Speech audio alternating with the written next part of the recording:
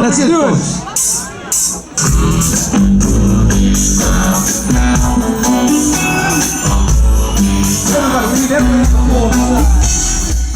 If you're from the Youngstown area, you recognize that voice. Dominic Tocco is on stage and belting out your favorite tunes.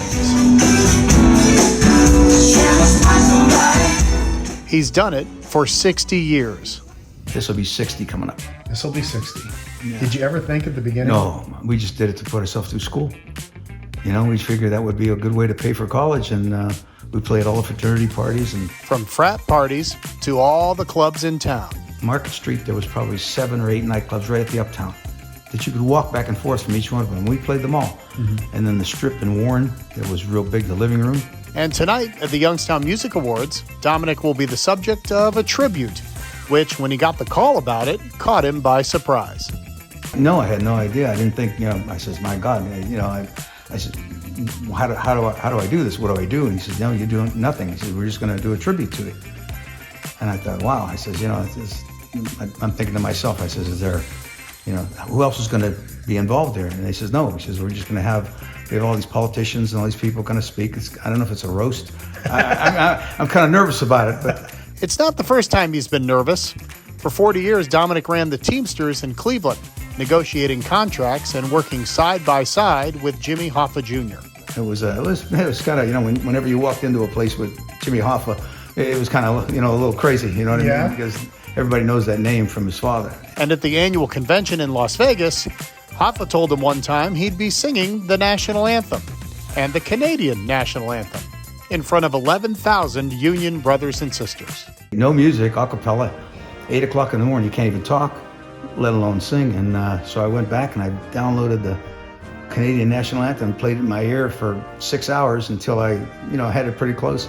And I got up and it's kind of scary because you get up on the stage and there's 2 video screens next to you the size of buildings and your head's, this big at 8 o'clock in the morning. Yeah. Pretty scary, and I said good morning and it echoed through the building about 11 times, and I thought, so I got through it, thank God. And the second one, I got through that, and then he said to me, I got finished, and he said, you got to do this tomorrow again.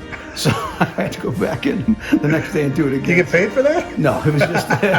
The big show didn't faze him, and he's still rocking today with the Brotherhood, his aptly named musicians that he says should get the credit. It's more of the guys that are with me.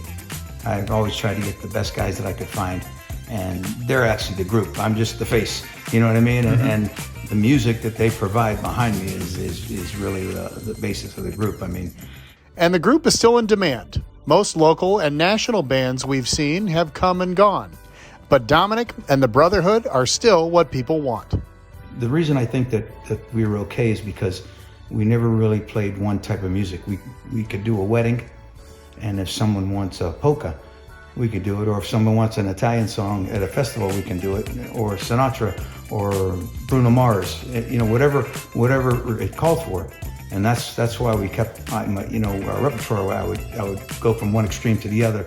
The types of music make them popular, but the audience still has to respond, and that is his specialty.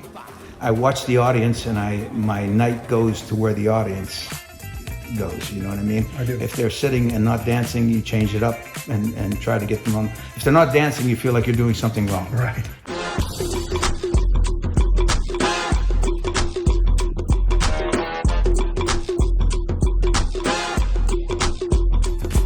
My theory was always, I enjoy being off the stage in the audience on breaks as much as I do on the stage, because you get to know everybody. They're really not your audience after a while. They become your friends. You got to know everybody, after all these years. Yeah. And thank God the people still come out for us. And they continue to come after all these years. He's had some chances to go national or work in Las Vegas, but Dominic has turned them all down for one reason or another, and that's perfectly fine with him. But, I wouldn't change a thing.